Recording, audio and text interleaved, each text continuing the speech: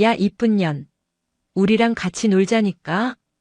저녁 당일 8초 만에 버스 정류장에서 여대생을 성희롱하던 조폭들을 박살낸 해병대 여군, 이후 그녀가 마주치는 여러 비리들을 개박살내면서 펼쳐지는 이야기입니다.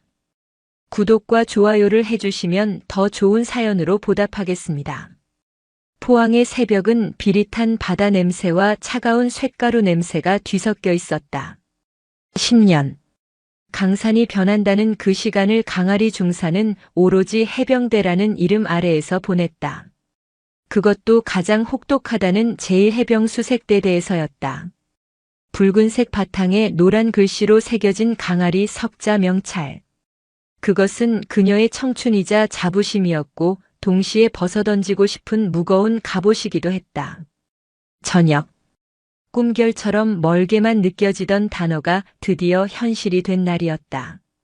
마지막으로 정들었던 위병소를 등지고 나오는 순간까지도 하리는 실감나지 않았다. 등 뒤에서 들려오는 후임들의 쩌렁쩌렁한 경례 소리가 아득하게 멀어졌다.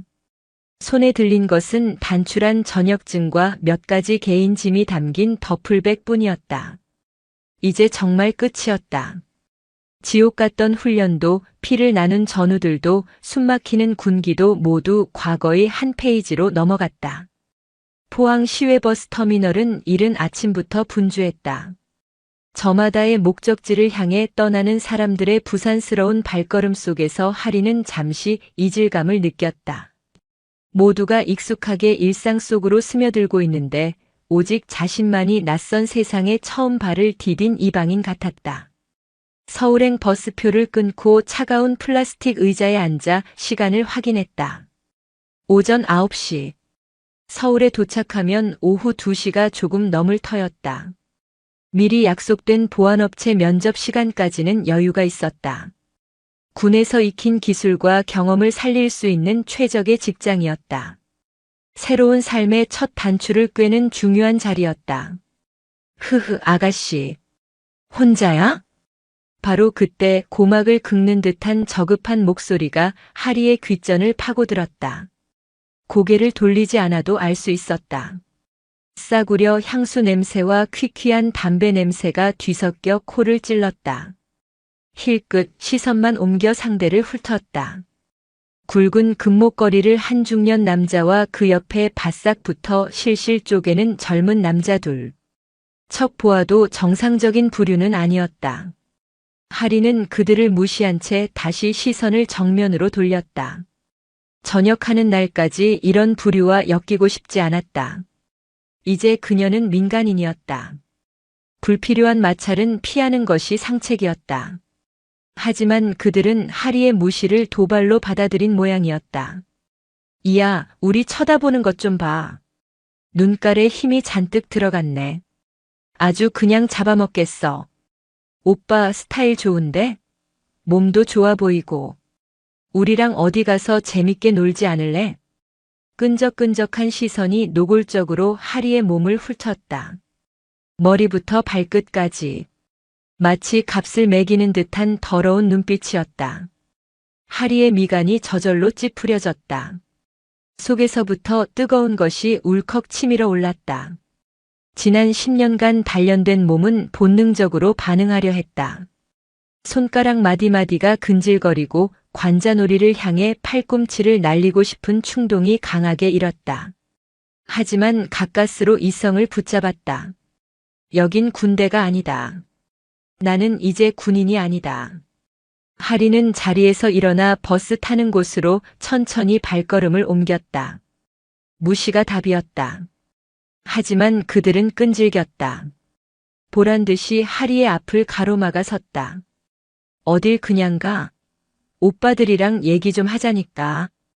금목걸이를 한 남자가 비열하게 웃으며 하리의 어깨를 툭 쳤다. 그 순간 하리의 눈빛이 차갑게 가라앉았다.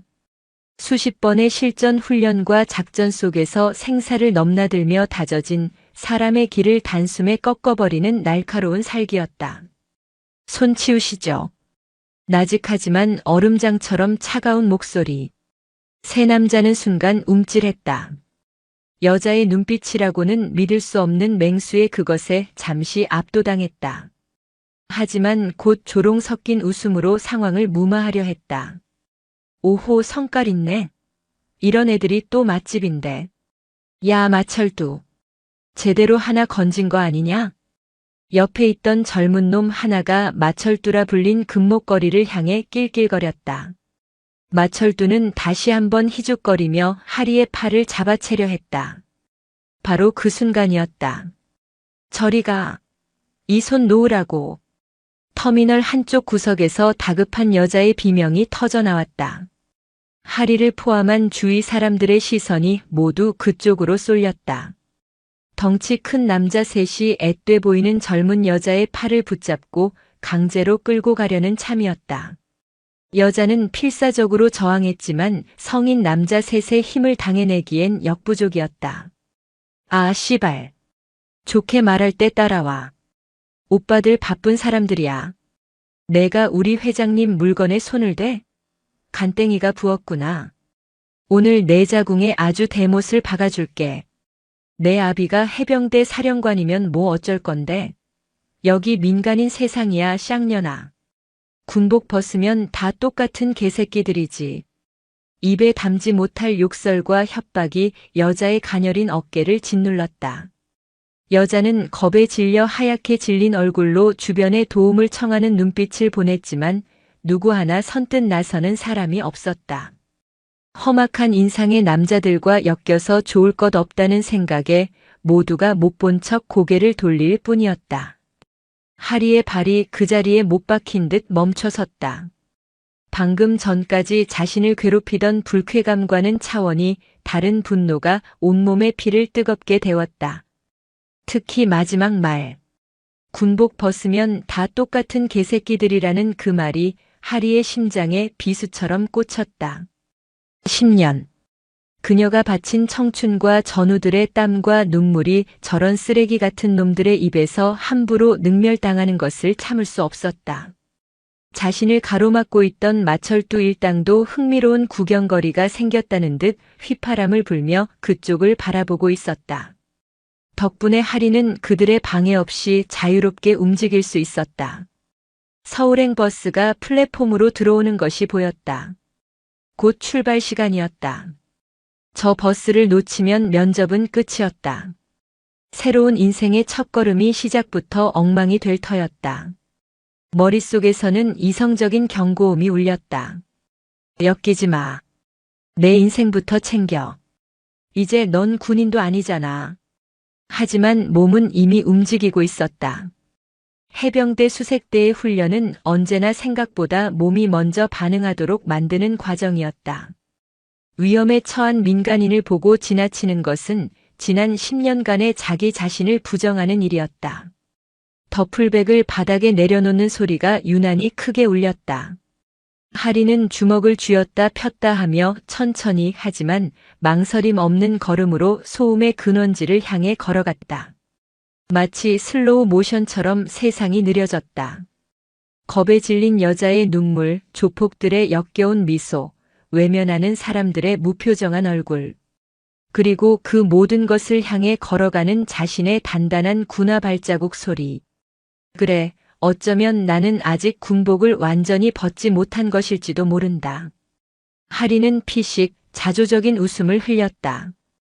전역하는 날 아침부터 이게 무슨 운명의 장난이란 말인가. 하지만 후회는 없었다. 이것이 바로 강아리, 그녀 자신이었으니까. 서울행 버스가 부드러운 엔진음을 내며 승객을 태우기 시작했다.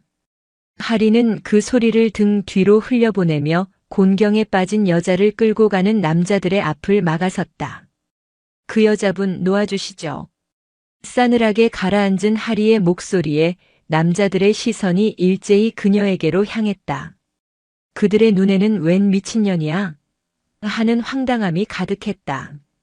뭐야, 이 시발년은? 여자의 머리채를 휘어잡고 있던 남자가 욕설을 뱉으며 하리를 위아래로 훑쳤다. 그의 눈에는 경멸과 조소가 가득했다. 키는 자신보다 한 뼘은 작았고 몸도 가녀려 보이는 여자가 감히 자신들의 앞을 막아섰다는 사실이 어이가 없다는 표정이었다. 못 들었습니까? 그 손 놓으라고 했습니다. 하리는 조금도 물러서지 않고 똑바로 그의 눈을 쳐다보며 말했다. 목소리는 차분했지만 그 안에 담긴 무게감은 결코 가볍지 않았다. 인연이 지금 어디서 눈을 똑바로 뜨고 지랄이야? 너도 전현이랑 같이 끌려가서 후장까지 다 털리고 싶어 환장했냐? 다른 쪽 팔을 잡고 있던 남자가 음탕한 웃음을 흘리며 거들었다. 그들의 저급한 말에 겁에 질려 있던 여자의 어깨가 더욱 심하게 떨렸다. 하리는 그 여자를 힐끗 본 뒤 다시 정면의 남자에게 시선을 고정했다. 셋세겠습니다. 그 안에 손을 놓으면 곱게 보내드리죠. 뭐? 이 미친년이 진짜. 아나. 하리의 입에서 숫자가 흘러나오자 남자들의 얼굴에서 웃음기가 싹 가셨다. 대신 불쾌함과 분노가 그 자리를 채웠다. 감히 계집년 따위가 자신들을 상대로 명령질을 한다는 사실에 자존심이 상한 듯 했다. 야, 이 개 같은 년아. 내가 뭔데 우리한테 명령이야. 머리채를 잡고 있던 남자가 성질을 이기지 못하고 손을 들어 하리의 뺨을 후려치려 했다. 주위에서 나지막한 비명이 터져나왔다. 둘. 하리는 날아오는 손바닥을 향해 눈 한 번 깜빡이지 않았다. 오히려 그 움직임을 기다렸다는 듯 남자의 손목이 자신의 얼굴에 닿기 직전 번개처럼 왼손을 들어 그의 손목을 낚아챘다. 그리고는 지체 없이 오른손으로 그의 팔꿈치 관절을 강하게 꺾어버렸다. 끄악! 비명은 남자의 입에서 터져나왔다. 인간의 몸이 정상적으로는 꺾일 수 없는 각도로 팔이 뒤틀리자 그는 고통을 이기지 못하고 붙잡고 있던 여자의 머리채를 놓으며 바닥에 무릎을 꿇었다. 하리는 거기서 멈추지 않았다. 무릎 꿇은 남자의 턱을 그대로 잡아채 자신의 무릎으로 강하게 들이받았다. 퍽 하는 둔탁한 소리와 함께 남자의 고개가 뒤로 꺾였다. 그는 짧은 신음조차 내지 못하고 그대로 정신을 잃고 옆으로 쓰러졌다. 순식간에 벌어진 일이었다. 단 2초 만에 건장한 남자 하나가 거품을 물고 기절해버리자 남은 2명의 얼굴이 경악으로 물들었다. 자신에게 위협을 가하던 마철두 일당마저도 입을 떡 벌린 채 이 광경을 지켜보고 있었다. 이 미친년이. 정신을 차린 다른 남자가 주머니에서 무언가를 꺼내려 하며 달려들었다. 하지만 그의 손이 주머니에 닿기도 전에 하리의 발이 먼저 움직였다. 하리는 몸을 낮게 숙이며 달려드는 남자의 다리 사이로 파고들며 그의 오금을 정확하게 걷어찼다. 중심을 잃은 남자가 앞으로 고꾸라지는 순간 하리는 재빨리 그의 등 위로 올라타 목을 팔로 감아 조르기 시작했다. 해병대 특수수색대의 생존 기술, 맨손 격투술이었다. 커. 남자는 버둥거렸지만 강철 같은 팔이 목을 조여오자 숨을 쉴 수 없었다. 얼굴이 보라색으로 변해가며 눈에 흰자위가 드러났다. 하리는 남자의 저항이 완전히 멎은 것을 확인하고 나서야 그를 바닥으로 내팽개쳤다. 세 번째 남자는 이미 전의를 완전히 상실한 채였다. 그는 겁에 질려 뒷걸음질 치다 자기 동료의 발에 걸려 엉덩방아를 찧었다. 자, 잘못했습니다. 살려주세요. 남자는 두 손을 싹싹 빌며 애원했다. 하리는 차가운 눈으로 그를 내려다보며 나지막이 말했다. 셋. 시작부터 끝까지 걸린 시간은 단 8초였다. 터미널 안은 물을 끼얹은 듯 조용해졌다. 아수라장이 될 것이라는 예상과 달리 상황은 너무나도 싱겁게 끝나버렸다. 사람들은 눈앞에서 벌어진 일을 믿을 수 없다는 듯 쓰러진 남자 셋과 그 가운데에 우뚝 서 있는 하리를 번갈아 쳐다볼 뿐이었다. 하리는 거친 숨을 한번 몰아쉬고는 멍하니 서 있는 여자에게 다가갔다. 괜찮습니까? 여자는 그제야 정신이 든 듯 고개를 미친 듯이 끄덕였다.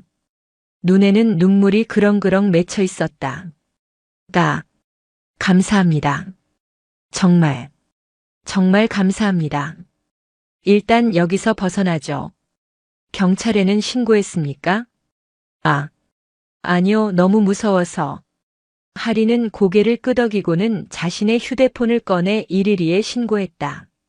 상황을 간단하게 설명하고 위치를 알린 뒤 여자를 부축해 터미널 구석의 의자로 데려갔다. 여자는 아직도 진정이 되지 않는지 몸을 부들부들 떨고 있었다. 하리는 자신의 더플백에서 작은 생수 한 병을 꺼내 그녀에게 건넸다. 마셔요. 좀 진정될 겁니다. 여자는 떨리는 손으로 생수를 받아들고는 몇 모금 마셨다. 잠시 후 멀리서 경찰차의 사이렌 소리가 들려왔다. 하리는 그제야 안도의 한숨을 내쉬었다. 하지만 동시에 플랫폼을 떠나는 서울행 버스의 뒷모습이 시야에 들어왔다. 놓쳐버린 버스는 그녀의 새로운 인생, 그 첫 단추와도 같았다. 아쉬움과 허탈함이 파도처럼 밀려왔다. 저기. 여자가 작은 목소리로 하리를 불렀다. 면접. 가시는 길 아니셨어요? 저 때문에 버스를. 여자는 미안함에 어쩔 줄 몰라 하며 고개를 푹 숙였다. 하리는 그런 그녀를 보며 희미하게 웃었다. 괜찮습니다. 사람 목숨보다 중요한 면접은 없으니까요. 그것은 진심이었다. 비록 아쉬움은 남았지만 후회는 없었다. 만약 이 상황을 외면했다면 아마 평생 스스로를 용서하지 못했을 것이다. 그것은 그녀가 10년간 지켜온 붉은 명찰의 가치와 직결된 문제였다. 곧 경찰들이 들이닥쳐 현장을 수습하기 시작했다. 하리는 목격자이자 사건의 주요 인물로서 간단한 조사를 받아야 했다.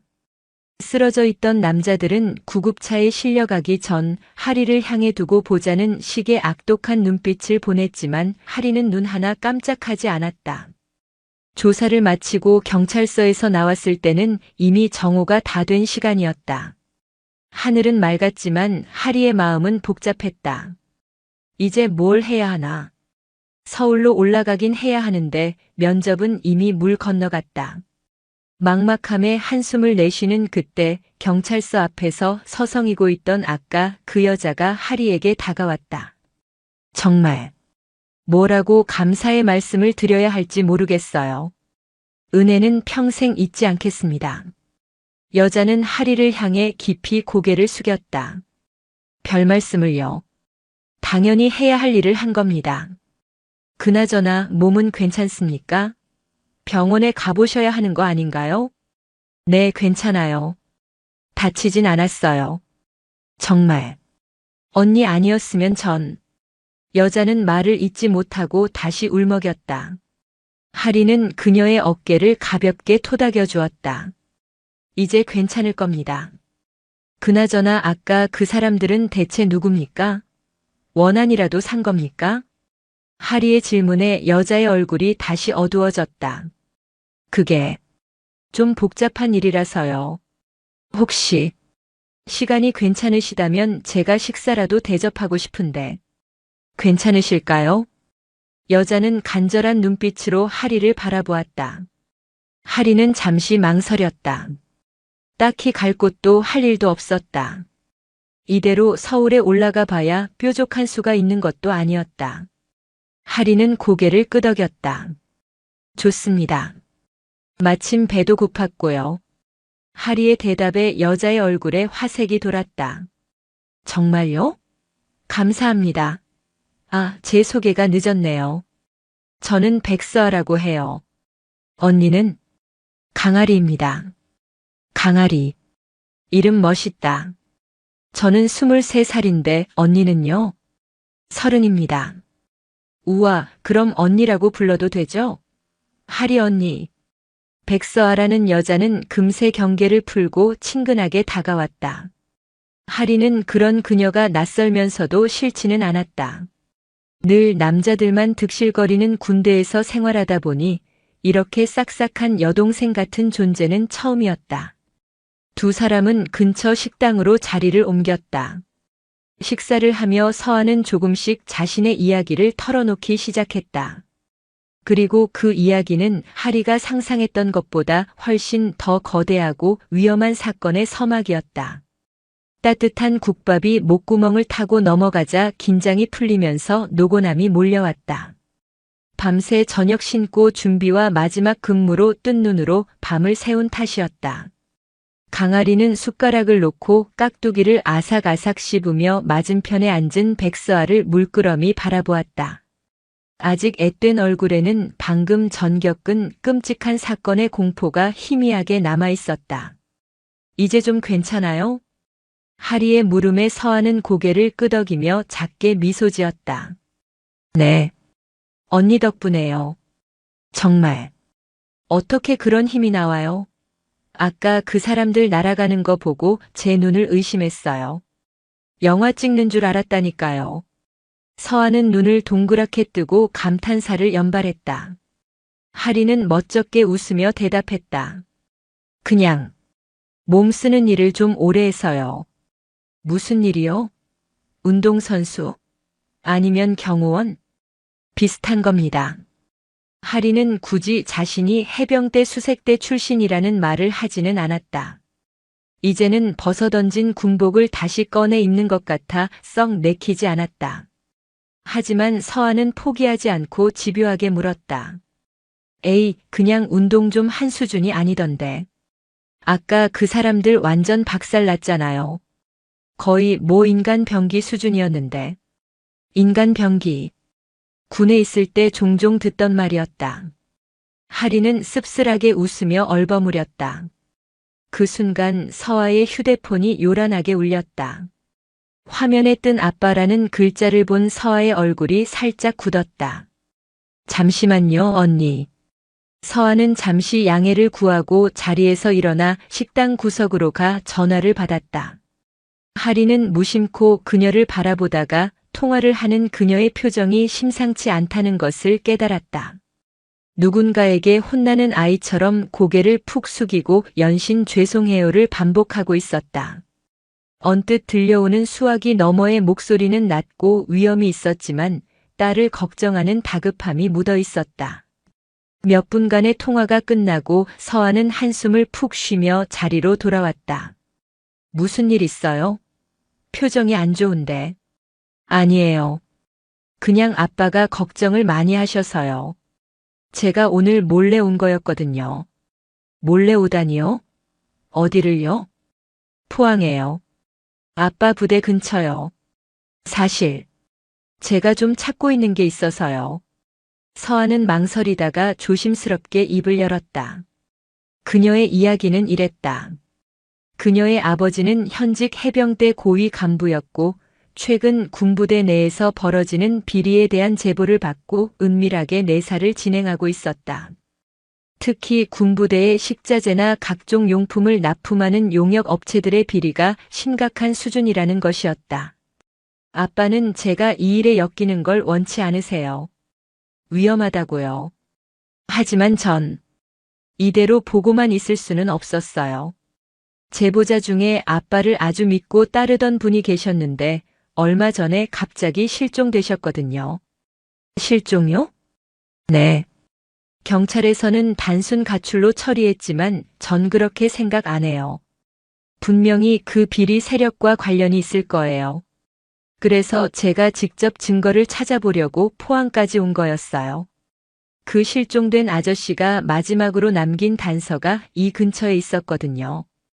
이야기를 듣는 하리의 표정이 점점 심각해졌다. 단순한 조폭들의 시비가 아니었다. 거대한 군 비리 사건과 연관된 계획적인 납치 시도였을 가능성이 높았다. 아까 그자들이 내 아비가 해병대 사령관이면 뭐 어쩔 건데? 라고 말했던 것이 기억났다. 그들은 처음부터 서하가 누구인지 알고 접근했던 것이다. 서하 씨, 이건 아주 위험한 일입니다. 혼자서 감당할 수 있는 수준이 아니에요. 알아요. 그래서 더더욱 포기할 수 없어요. 저 때문에 아빠까지 위험해질 수는 없잖아요.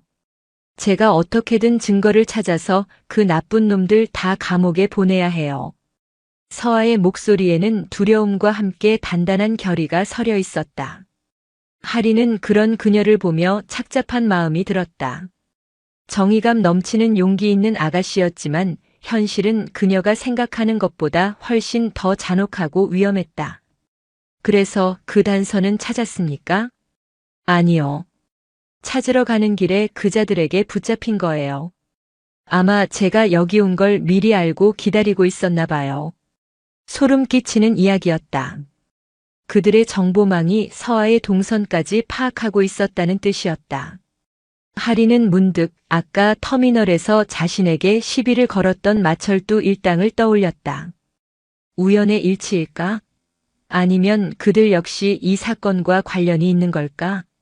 생각이 복잡하게 얽혀갈 때쯤 식당 문이 열리며 검은 정장을 입은 남자 2명이 들어섰다. 그들은 식당 안을 빠르게 훑어보더니 서아와 하리가 앉은 테이블로 망설임 없이 다가왔다. 하리의 몸이 반사적으로 굳었다. 온몸의 감각이 곤두서며 언제든 전투에 돌입할 수 있는 태세를 갖췄다. 하지만 남자들은 저기를 드러내지 않았다. 그중 한 명이 서아를 향해 정중하게 고개를 숙였다. 아가씨, 사령관님께서 보내셔서 왔습니다. 이제 안전하니 저희와 함께 가시죠. 사령관. 하리의 눈이 가늘어졌다. 설마. 서아는 안도하는 표정으로 하리를 바라보았다. 언니, 제 아빠가 보낸 분들이에요. 같이 가요. 아빠가 언니도 꼭 같이 모시고 오라고 하셨어요. 할 얘기가 있으시다고. 하리는 잠시 망설였다. 전역한 지 하루도 채 지나지 않아 다시 군과 엮이는 상황. 그것도 해병대 최고 지휘관인 사령관과의 만남이라니. 피하고 싶은 마음이 굴뚝 같았지만 이미 사건에 깊숙이 발을 들인 이상 모른 척할 수도 없는 노릇이었다. 그리고 방금 전 서아에게 들은 이야기가 계속 뇌리에 맴돌았다. 군 비리 제보자의 실종. 이것은 더 이상 남의 일이 아니었다. 어쩌면 자신이 지난 10년간 몸담았던 조직의 명예가 걸린 문제일지도 몰랐다. 하리는 결심을 굳히고 자리에서 일어났다. 검은 세단에 올라타자 차는 미끄러지듯 포항 시내를 빠져나갔다. 차창 밖으로 익숙한 풍경들이 스쳐 지나갔다. 훈련을 위해 수없이 오갔던 길, 전우들과 땀과 눈물을 흘렸던 연병장. 하리는 말없이 창밖을 바라보며 생각에 잠겼다. 얼마나 달렸을까? 차는 경기도 화성에 위치한 해병대사령부 정문을 통과했다. 삼엄한 경계를 뚫고 본관 건물 앞에 차가 멈춰섰다.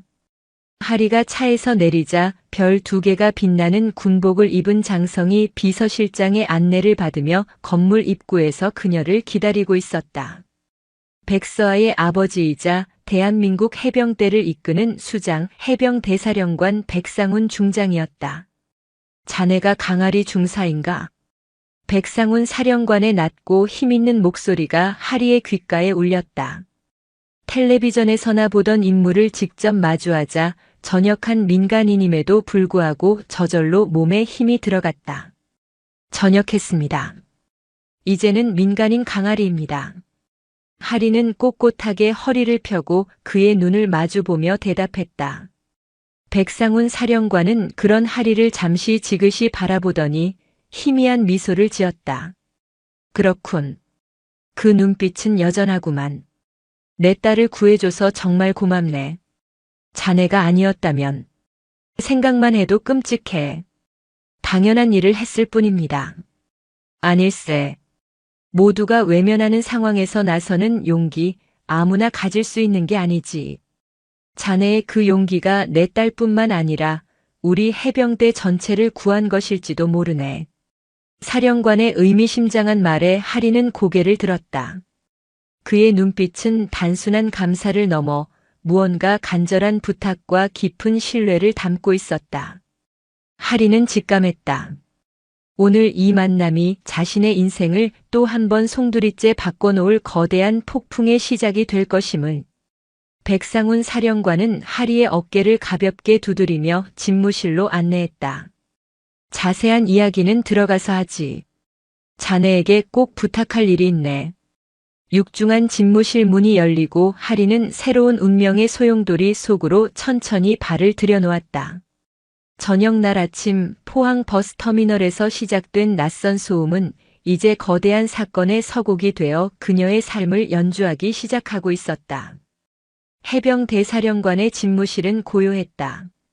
창밖으로는 완벽하게 정돈된 연병장이 내려다 보였고 벽에는 역대 사령관들의 초상화와 부대의 역사를 증명하는 빛바랜 깃발들이 걸려 있었다. 그 어떤 소음도 허락되지 않을 것 같은 절대적인 정적 속에서 백상훈 사령관의 목소리는 더욱 무겁게 공간을 채웠다. 그는 책상 위에 굳건히 서 있는 무적해병 글귀가 새겨진 부통을 한번 쓸어본 뒤 입을 열었다. 자네가 오늘 상대한 놈들은 단순한 동네 양아치들이 아닐세. 최일화라는 자가 키우는 사냥개들이지. 최일화. 강아리는 처음 듣는 이름이었지만 그 이름에 담긴 무게감은 피부로 느껴졌다. 백상훈 사령관은 자리에서 일어나 창가로 걸어가며 말을 이었다. 그의 뒷모습은 대한민국 해병대를 이끄는 수장의 위엄과 동시에 보이지 않는 적과 싸우는 한 인간의 고뇌를 동시에 보여주고 있었다. 최일화는 해병대 장교 출신이야. 15년 전 불미스러운 일로 불명예 전역을 했지. 군수물자 횡령 혐의였지만 증거 불충분으로 풀려났어. 그리고는 동진물산이라는 군납업체를 차렸지.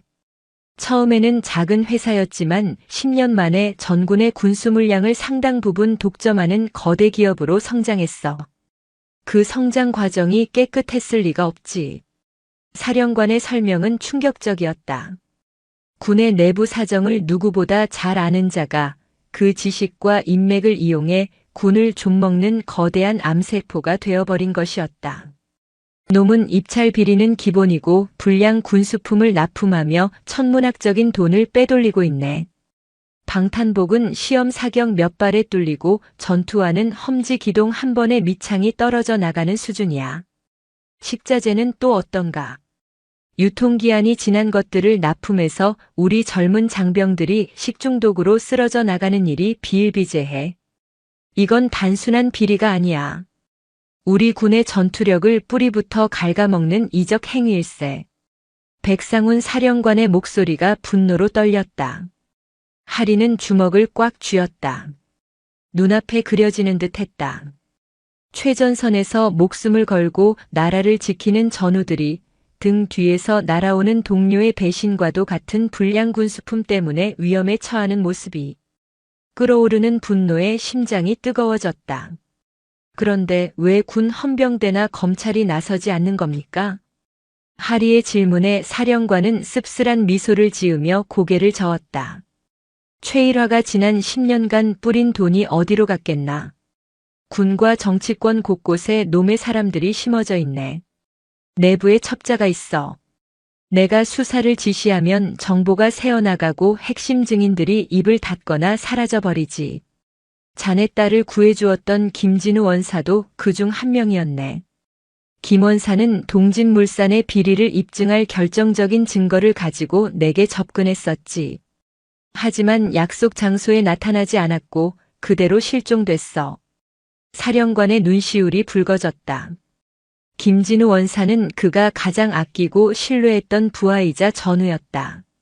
내 딸 서아는 아마 김 원사가 남겼을지 모를 증거를 찾기 위해 혼자 포항으로 내려갔던 것일세. 그리고 놈들은 그걸 예측하고 기다리고 있었던 게지. 오늘 자네가 아니었다면 내 딸은 김 원사와 같은 길을 걸었을지도 모르네. 집무실 안의 공기가 납덩이처럼 무겁게 가라앉았다. 하리는 이제 모든 퍼즐 조각이 맞춰지는 것을 느꼈다. 터미널에서의 위협은 우연이 아니었다. 그것은 거대한 부패의 사슬을 끊으려는 작은 움직임을 짓밟기 위한 계획된 폭력이었다.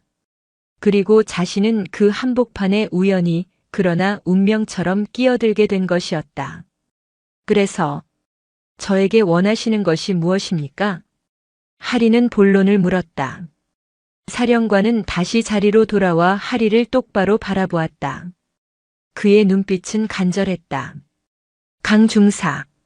아니, 이제는 강아리 씨라고 불러야겠군. 나는 지금 누구도 믿을 수 없는 상황일세. 군 내부의 공식적인 라인을 이용할 수가 없어. 그래서 자네의 도움이 필요하네. 군의 시스템을 누구보다 잘 알지만 지금은 군의 통제 밖에 있는 사람.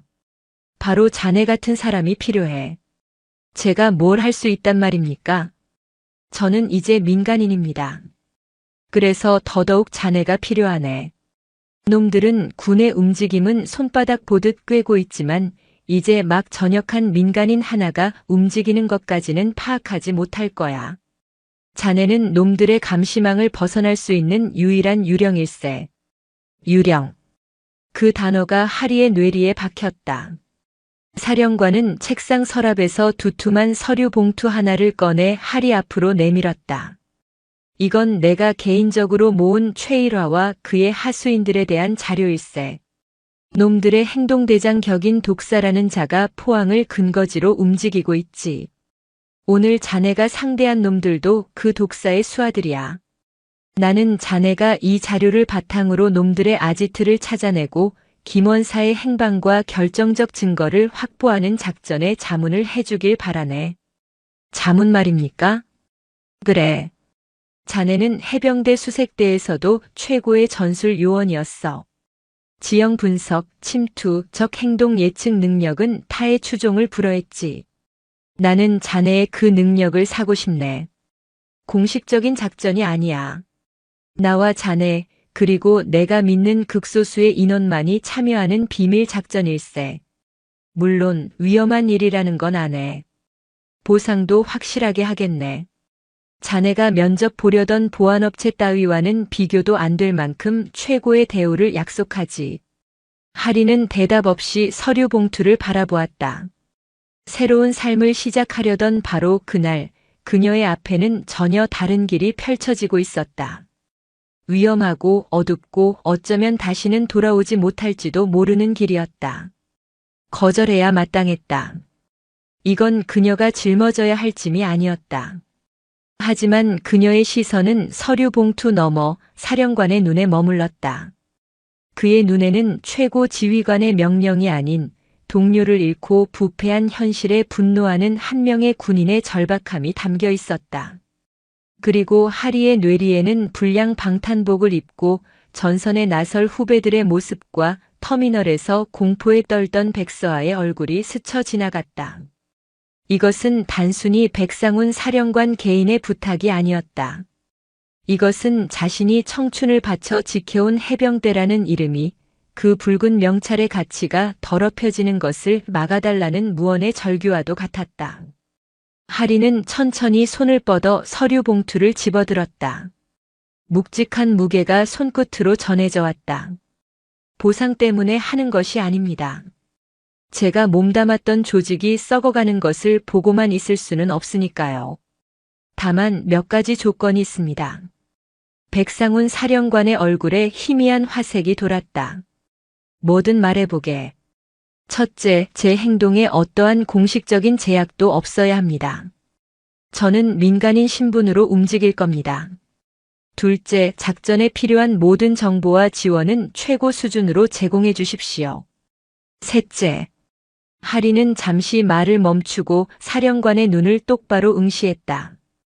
이 일이 성공적으로 끝나면 최일화는 물론이고 그에게 부역한 내부 조력자들까지 계급 고하를 막론하고 모두 법의 심판을 받게 하겠다고 약속해 주십시오. 사령관은 망설임 없이 고개를 끄덕였다. 내 해병대 사령관직을 걸고 약속하지. 알겠습니다. 그럼 이 서류부터 검토하겠습니다. 작전 상황실을 준비해 주십시오. 최대한 빨리 움직여야 합니다. 놈들도 바보가 아닌 이상 오늘 일로 경계 태세를 강화했을 테니까요. 하리의 눈빛이 변해 있었다. 새로운 삶을 꿈꾸던 민간인의 부드러움은 사라지고 적을 눈앞에 둔 수색대원의 날카롭고 차가운 빛만이 번뜩였다. 그녀의 보이지 않는 전장은 바로 이 순간부터 시작되고 있었다. 해병대사령부 지하 벙커에 위치한 전술 토의실. 외부와는 완벽하게 차단된 그곳에는 숨막히는 긴장감만이 감돌았다.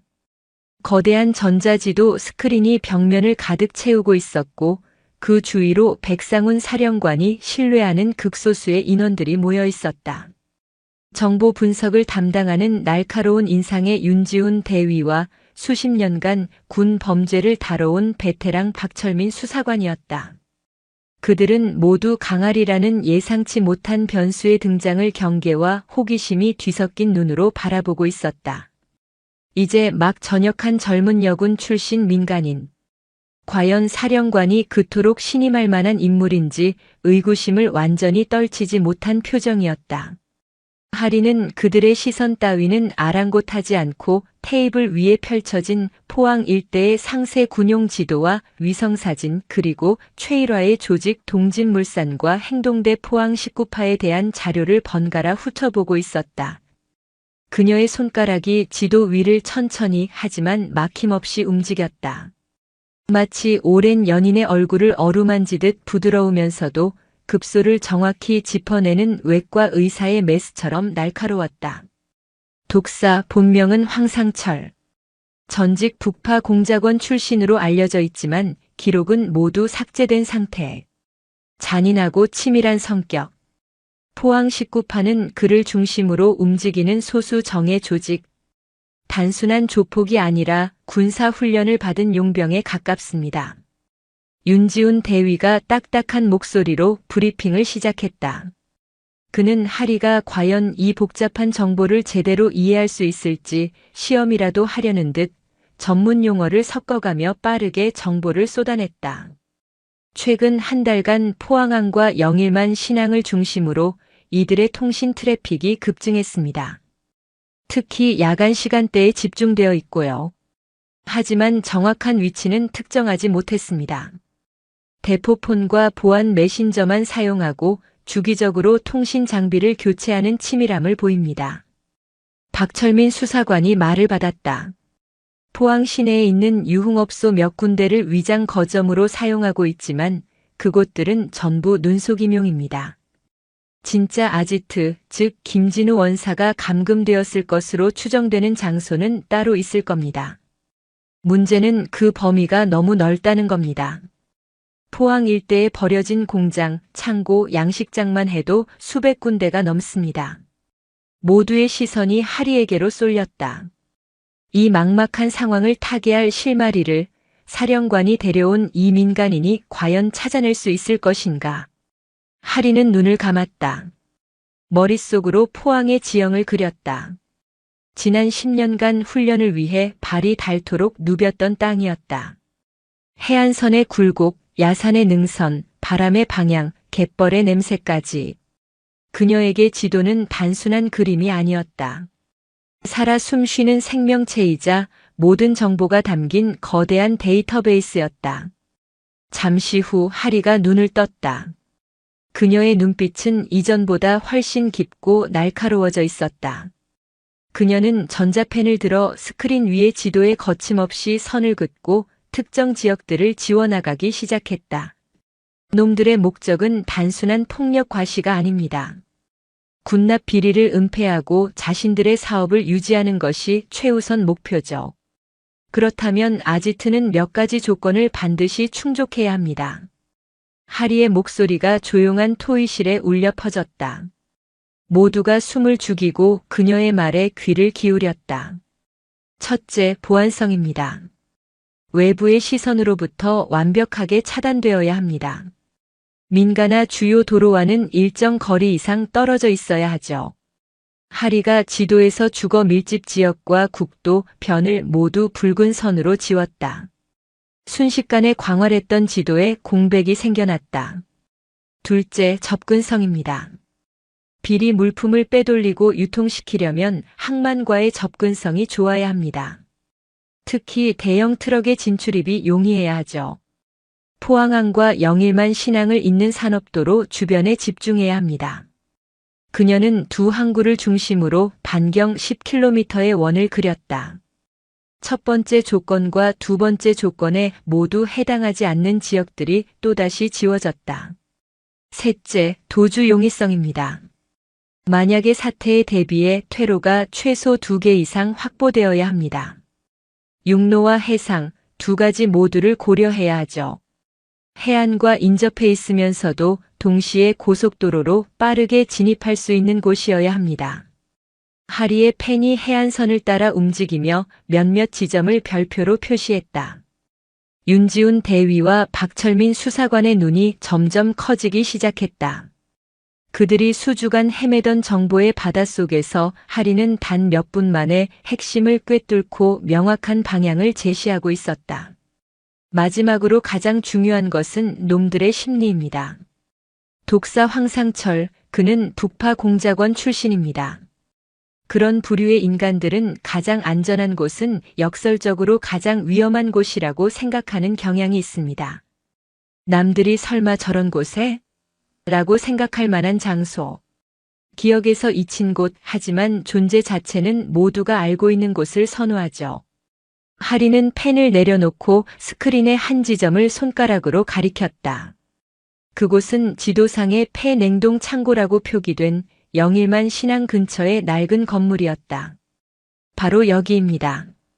구룡포읍 석병리에 위치한 폐냉동 창고. 10여 년 전에 부도가 나서 버려진 곳이죠. 해안도로 바로 옆에 붙어 있어 해상 도주가 용이하고 반대편으로는 고속도로 진입로까지 5분도 채 걸리지 않습니다. 주변에는 민가도 거의 없고 거대한 창고 건물은 외부의 감시를 피하기에 최적의 조건을 갖추고 있습니다. 무엇보다 하리는 숨을 한번 고르고 말했다. 이 냉동 창고의 옛 소유주가 누구였는지 아십니까? 윤지훈 대위가 다급하게 노트북을 두드렸다. 잠시 후 그의 입에서 탄성이 터져나왔다. 세상에. 15년 전 최일화가 불명예 전역하기 직전에 차명으로 운영했던 수산물 유통회사의 소유였습니다. 서류상으로는 파산 처리되었지만 실질적인 소유권은 여전히 최일화와 연관된 페이퍼 컴퍼니가 가지고 있습니다. 전술 토의실 안의 공기가 얼어붙었다. 등골이 오싹해지는 전율이 모두를 휩쌌다. 하리는 단순한 추측을 한 것이 아니었다. 그녀는 지도를 읽고 정보를 꿰뚫고 적의 심리까지 완벽하게 분석해낸 것이었다. 백상훈 사령관은 굳은 표정으로 하리를 바라보았다. 그의 눈에는 이제 의구심 대신 절대적인 신뢰가 자리 잡고 있었다. 당장 위성으로 해당 지역의 야간 적외선 감시 기록을 확인하게. 최근 차량이나 인원의 출입 흔적이 있는지 샅샅이 뒤져봐. 사령관의 명령에 윤 대위가 빠르게 움직였다. 잠시 후 스크린에 해당 지역의 적외선 감시 영상이 떠올랐다. 그리고 모두가 숨을 삼켰다. 한밤중 냉동 창고 주변으로 대형 트럭 여러 대가 드나들고 창고 내부에서는 희미한 열원이 여러 개 감지되고 있었다. 그들이 찾던 아지트가 틀림없었다. 이제 어떻게 할 건가? 사령관이 하리에게 물었다. 이제 그녀는 단순한 자문역이 아니었다. 이 비밀 작전의 실질적인 설계자였다. 섣불리 병력을 투입하면 인질의 안전을 보장할 수 없습니다.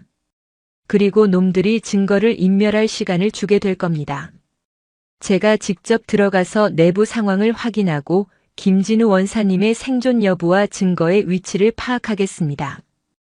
혼자서 가겠다고? 너무 위험해. 박철민 수사관이 기겁하며 말렸지만 하리는 단호했다. 2명 이상 움직이면 발각될 확률이 높습니다. 침투와 정찰은 혼자가 가장 효율적입니다. 지난 10년간 제가 해왔던 일입니다. 제 뒤를 봐줄 최소한의 백업 인력만 외곽에 배치해 주십시오. 날이 밝기 전에 모든 것을 끝내겠습니다. 그녀의 목소리에는 한치의 망설임도 없었다. 그것은 만용이나 객기가 아니었다. 자신의 능력에 대한 완벽한 확신에서 나오는 자신감이었다. 그녀는 이미 머릿속으로 수십 개의 침투 경로와 비상 탈출 계획까지 모두 시뮬레이션하고 있었다. 전역한 지 꼬박 하루. 강아리는 다시 한번 가장 깊고 위험한 어둠 속으로 자신의 몸을 던질 준비를 하고 있었다. 이번에는 군복도 전우도 없는 고독한 싸움이었다. 자정을 넘긴 포항의 밤 공기는 바다 소금기를 머금어 차고 축축했다. 구룡포 해안도로를 따라 달리던 검은색 승합차의 헤드라이트가 꺼지고 차는 소리 없이 갓길에 멈춰 섰다. 칠흑 같은 어둠 속에서 차 문이 열리고 그림자 하나가 조용히 빠져나왔다. 강아리였다. 그녀는 군복 대신 온몸에 달라붙는 검은색 기능성 전투복을 입고 있었다. 얼굴에는 위장 크림 대신 어둠이 짙게 깔려 있었다. 손에는 권총이나 소총 대신 야간 투시경과 소형 무전기, 그리고 몇 가지 특수 장비가 들려 있었다. 그녀의 등 뒤로 차 안에 남아있던 박철민 수사관의 걱정스러운 목소리가 무전기를 통해 들려왔다. 강아리 씨, 정말 괜찮겠어? 너무 무모해. 지원조를 투입하는 게 제 위치에서 반경 2km 이내 접근 금지입니다. 무선 교신도 최소화해 주십시오. 이제부터 저는 유령입니다. 단호한 대답을 끝으로 하리는 무전기를 껐다. 이제부터 그녀는 오직 자신의 감각과 판단에만 의지해야 했다. 목표물인 폐냉동 창고는 약 800m 전방 해안 절벽 아래의 음산한 실루엣을 드러내고 있었다. 하리는 몸을 낮춰 도로 난간을 단숨에 뛰어넘었다. 발밑으로는 파도에 깎인 갯바위들이 날카롭게 솟아 있었다. 일반인이라면 한 걸음도 내딛기 힘든 험지였지만 하리의 발걸음은 마치 고양이처럼 소리 없고 유연했다. 그녀는 갯바위를 타넘고 해초가 무성한 웅덩이를 피해가며 목표물을 향해 빠르게 접근했다. 야간 투시경을 통해 보이는 세상은 온통 녹색의 형광빛이었다. 창고에 가까워질수록 비릿한 바다 냄새에 역한 기름 냄새와 음식물 쓰레기 썩는 냄새가 뒤섞여 코를 찔렀다. 놈들이 이곳에 상주하고 있다는 확실한 증거였다. 창고 주변에는 낡은 철조망이 둘러쳐져 있었지만 곳곳이 삭고 끊어져 있어 장애물 축에도 끼지 못했다. 문제는 감시였다. 하리는 창고에서 100m 떨어진 바위 뒤에 몸을 숨기고 30분 넘게 창고를 관찰했다. 예상대로였다. 창고 옥상과 정문, 후문 쪽으로 총 4개의 감시 카메라가 설치되어 있었다. 하지만 놈들의 감시는 허술했다. 카메라의 사각지대가 명확했고 주기적으로 순찰을 도는 경비조의 동선은 일정했다. 군사 훈련을 받은 자들이라고는 하지만 오랜 시간 안일함에 젖어 기강이 해이해진 것이 분명했다. 기회는 단 한 번뿐이다. 경비조 2명이 담배를 피우며 잡담을 나누는 사이 하리는 움직였다. 그녀는 창고의 측면 카메라의 사각지대이자 경비조의 순찰 경로에서 가장 멀리 떨어진 벽으로 붙었다. 벽면에는 2층으로 통하는 낡은 환풍구가 있었다. 지상에서 5m는 좋게 넘어 보이는 높이였다. 하리는 허리춤에서 와이어가 달린 소형 갈고리를 꺼냈다. 숨을 고르고 팔의 힘만으로 갈고리를 던졌다. 팅 하는 작은 소리와 함께 갈고리가 환풍구 덮개에 정확히 걸렸다. 하리는 와이어를 몇 번 당겨 단단히 고정된 것을 확인하고는 벽을 타기 시작했다. 특수수색대에서 절벽과 건물을 오르내리던 훈련이 빛을 발하는 순간이었다. 그녀의 몸은 한치의 흔들림도 없이 가볍게 공중으로 솟아올랐다. 환풍구 앞에 도착한 하리는 소형 절단기로 덮개를 고정하는 낡은 볼트를 조용히 잘라냈다. 삐걱거리는 소리조차 내지 않는 섬세한 손놀림이었다. 덮개를 열고 안으로 몸을 밀어넣자 먼지와 곰팡이 냄새가 확 끼쳐왔다. 하리는 소리 없이 환풍구 내부를 기어 어둠 속으로 사라졌다. 창고 내부는 거대한 미로와도 같았다. 여기저기 널린 폐자재와 썩어가는 생선 상자들이 기괴한 그림자를 만들어내고 있었다. 하리는 한 걸음 한 걸음 극도의 신중함을 기하며 내부로 나아갔다.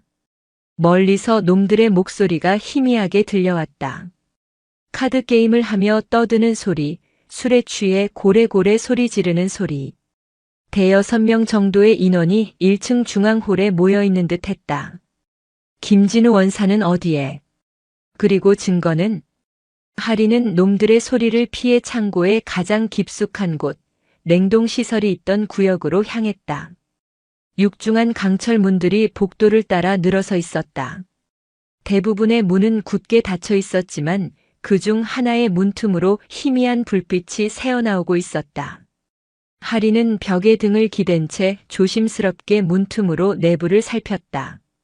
그리고 그 순간 하리는 자신의 눈을 의심했다. 내부에는 군용 박스들이 산더미처럼 쌓여 있었다. 박스 셔츠에는 신형 방탄복, 특수 전투화, 고열량 전투 식량 등의 품목이 선명하게 찍혀 있었다. 놈들은 군부대에서 빼돌린 군수품들을 이곳에서 민간용품으로 위장해 다시 되팔거나 불량품과 바꿔치기하는 작업을 하고 있었다. 비리의 현장을 직접 목격한 순간이었다. 하리는 소형 카메라를 꺼내 조용히 그 광경을 촬영했다. 그때였다. 창고 안쪽 가장 큰 냉동고의 육중한 문이 끼익 하는 소름 끼치는 소리를 내며 열렸다. 그리고 안에서 나온 두 남자의 대화가 하리의 귀에 박혔다.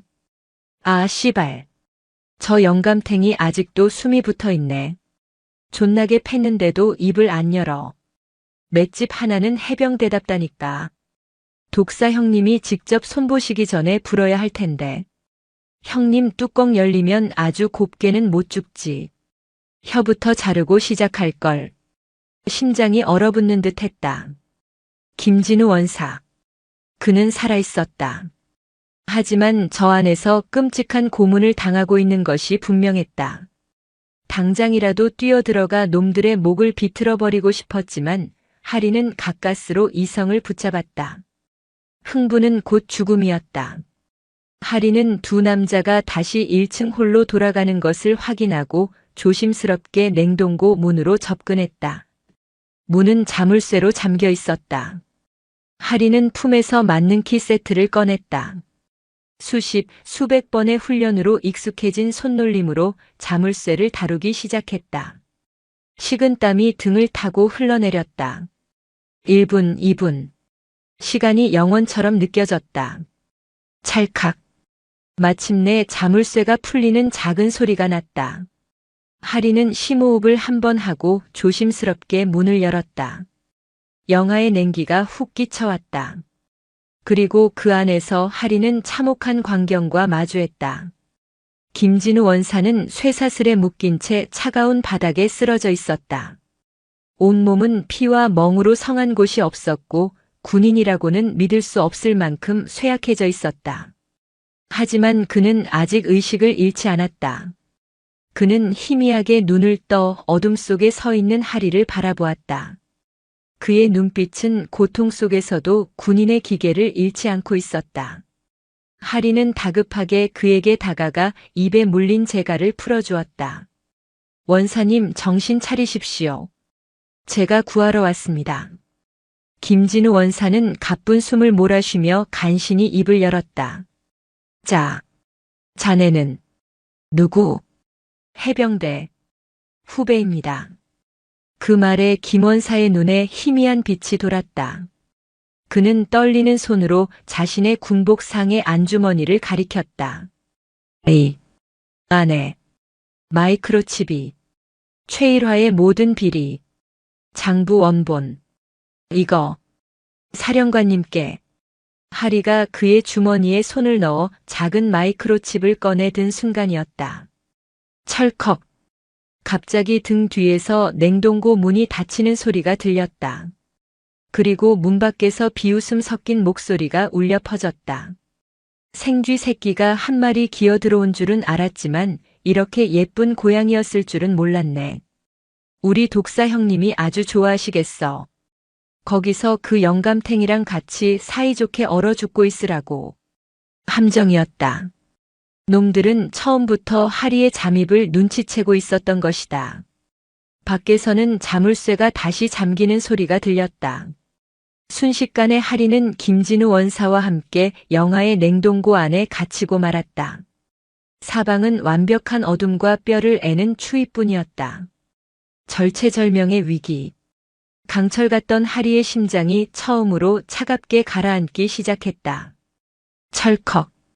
육중한 강철 문이 닫히고 자물쇠가 걸리는 소리는 사형 선고와도 같았다. 완벽한 어둠. 그리고 그 어둠보다 더 끔찍한 것은 살을 애는 냉기였다. 영하 20도. 숨을 쉴 때마다 허파가 얼어붙는 듯 했고 내쉬는 숨은 허공에서 하얀 서리가 되어 부서졌다. 강아리는 자신의 심장 소리가 이명처럼 귓가를 울리는 것을 느꼈다. 덫에 걸렸다. 놈들은 그녀의 잠입을 예측하고 가장 완벽한 무덤을 준비해 둔 것이었다. 커허. 옆에 쓰러져 있던 김진우 원사가 고통스러운 기침을 토해냈다. 고문으로 이미 쇠약해질 대로 쇠약해진 그의 몸이 이 혹한을 버텨낼 리 만무했다. 이대로 시간이 흐르면 30분 안에 저체온증으로 사망하게 될 터였다. 그리고 하리 자신도 예외는 아니었다. 정신 차려 강아리. 여긴 내가 죽을 자리가 아니야. 그녀는 스스로의 뺨을 강하게 후려쳤다. 짝 하는 소리가 얼어붙은 공기 속에서 유난히 날카롭게 울렸다. 고통이 정신을 번쩍 들게 했다. 패닉은 곧 죽음이다. 이것은 그녀가 해병대 수색대의 지옥 같은 동계 생존 훈련에서 뼛속 깊이 새긴 제1원칙이었다. 우선 생존을 위한 최소한의 조건을 확보해야 했다. 그녀는 어둠 속에서 손을 더듬어 김원사에게 다가갔다. 그의 몸은 이미 얼음장처럼 차가워지고 있었다. 하리는 망설임 없이 자신의 기능성 전투복 상의를 벗어 그를 감쌌다. 차가운 냉기가 속옷을 뚫고 맨살을 파고들었지만 그녀는 이를 악물었다. 원사님, 정신 잃으면 안 됩니다. 제 말 들리십니까? 하리는 김원사의 귓가에 고함을 질렀다.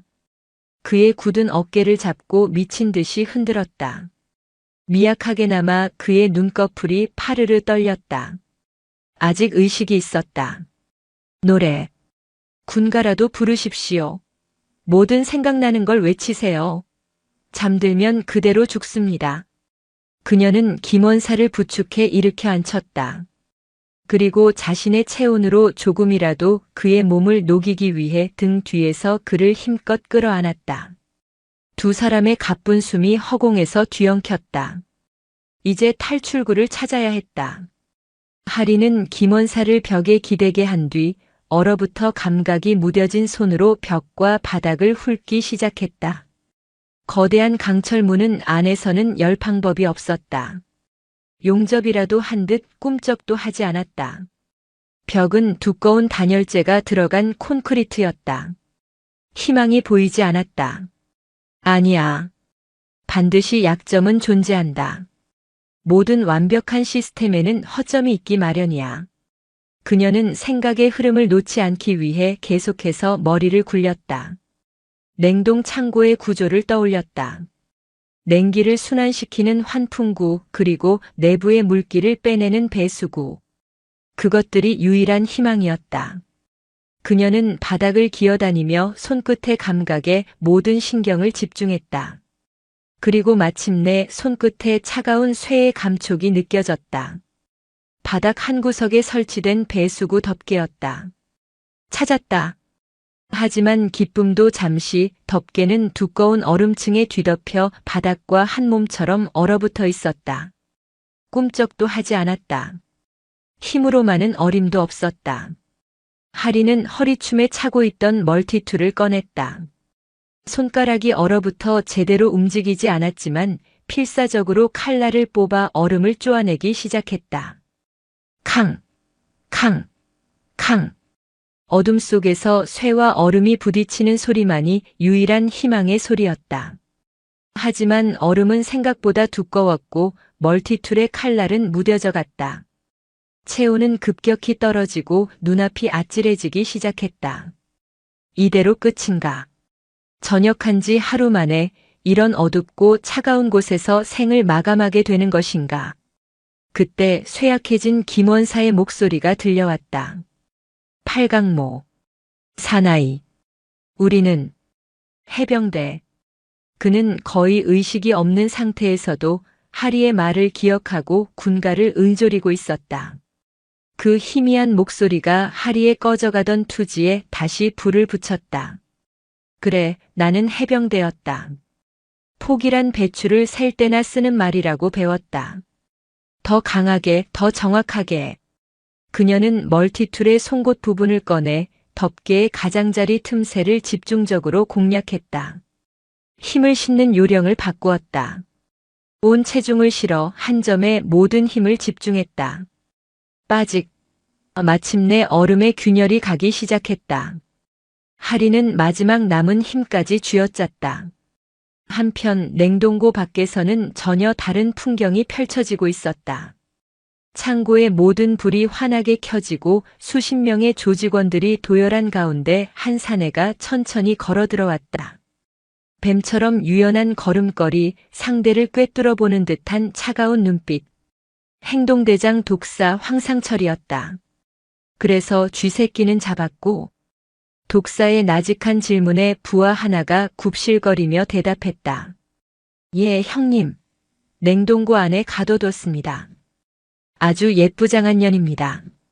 형님 취향에 딱 맞을 겁니다. 독사는 부하의 뺨을 가볍게 툭툭 쳤다. 칭찬하는 듯한 손길이었지만 부하의 얼굴은 공포로 하얗게 질렸다. 멍청한 새끼.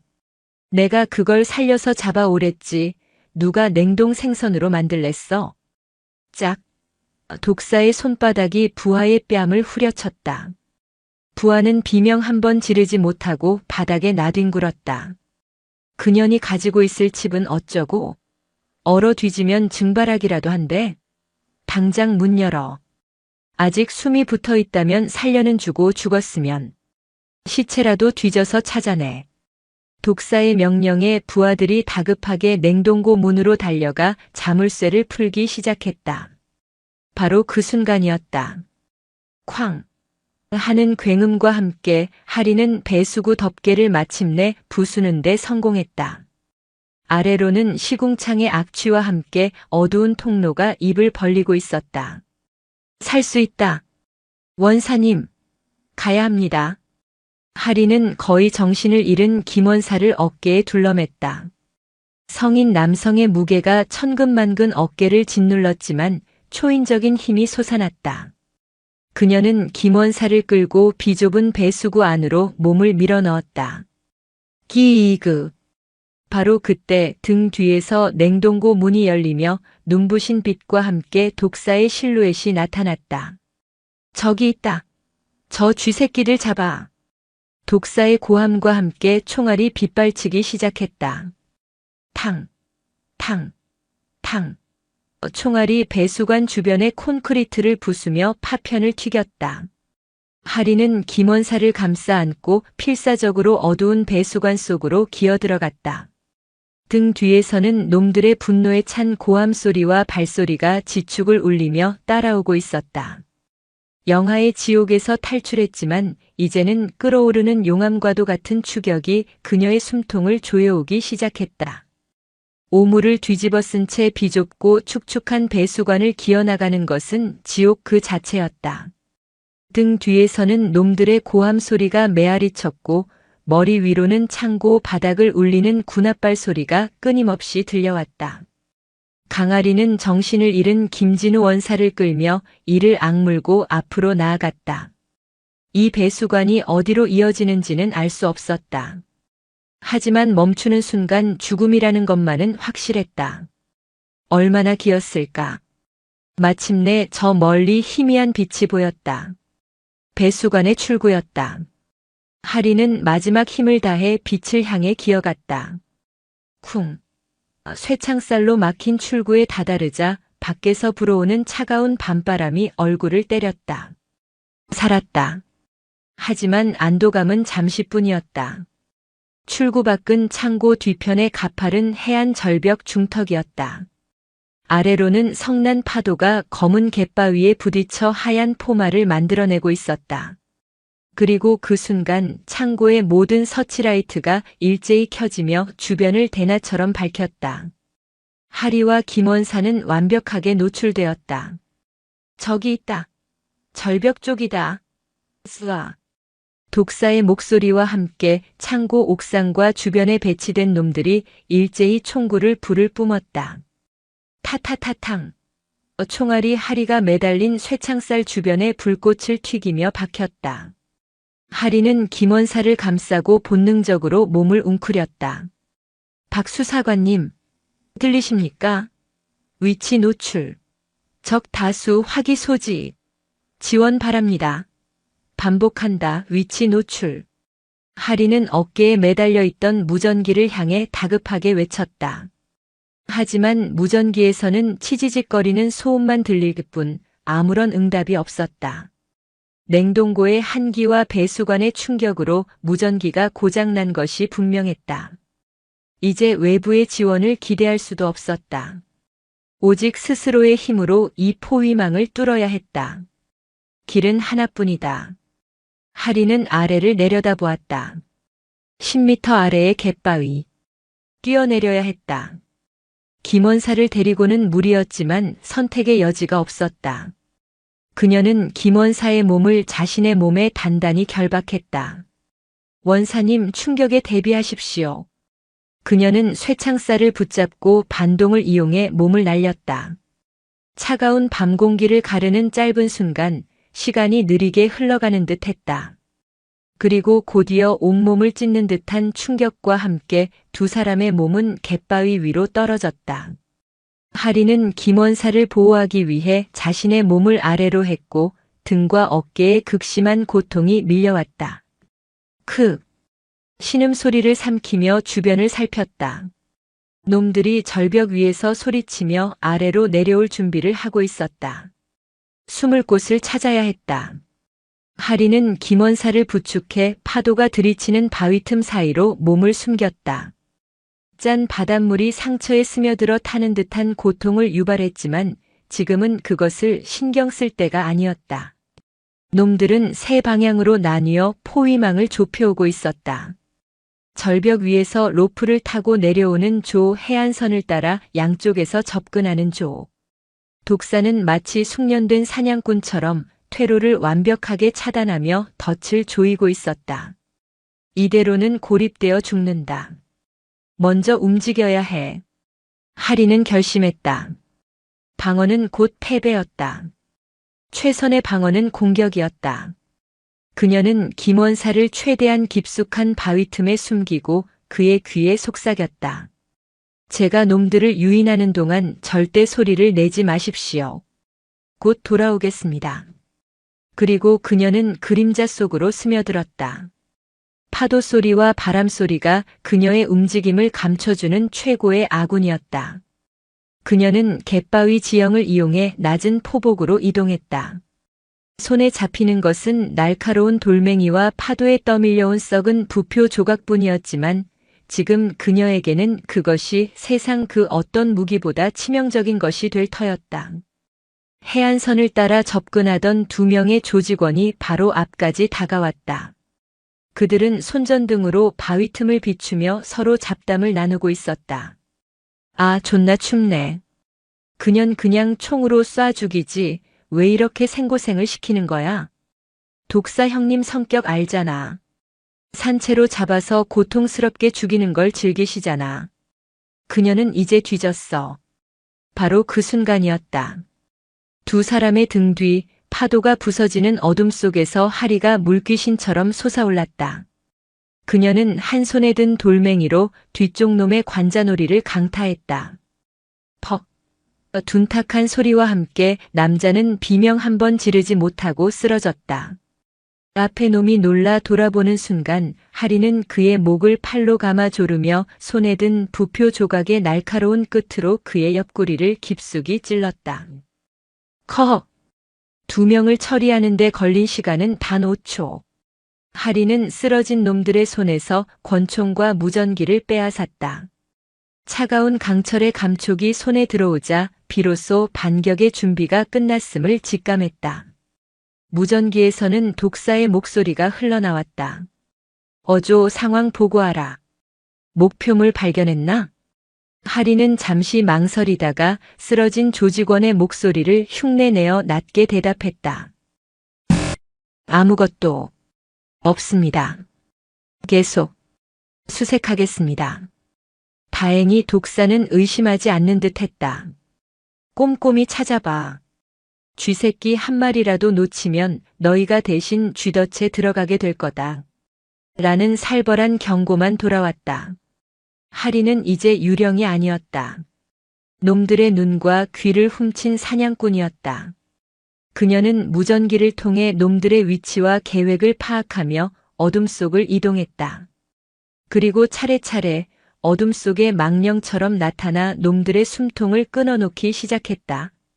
바위 뒤에서, 파도 속에서, 예기치 못한 곳에서 나타나는 그녀의 공격에 놈들은 공포에 질려갔다. 크악! 저기 있다. 어디? 보이지 않아. 탕! 아군인 줄 알고 접근했다가 목이 꺾이고 허공에서 날아온 돌에 맞아 쓰러졌다. 포위망은 어느새 구멍이 뚫리기 시작했고 사냥꾼과 사냥감의 위치는 서서히 역전되고 있었다.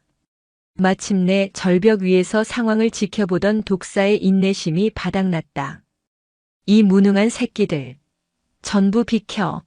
내가 직접 그년의 모가지를 따주지.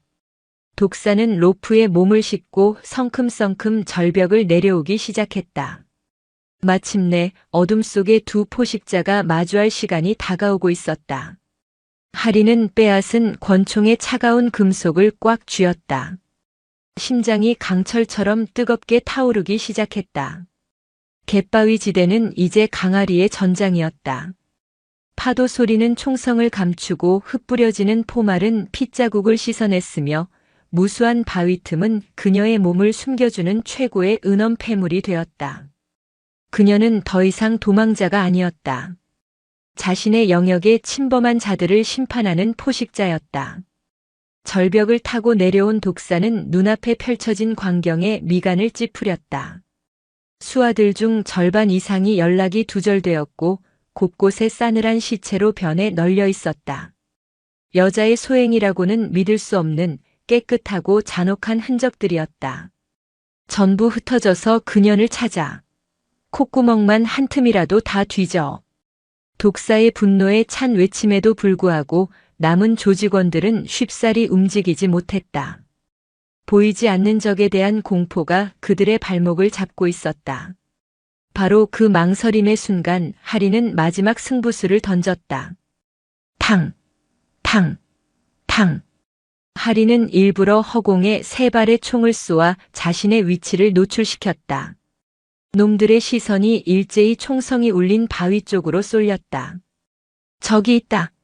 포위해.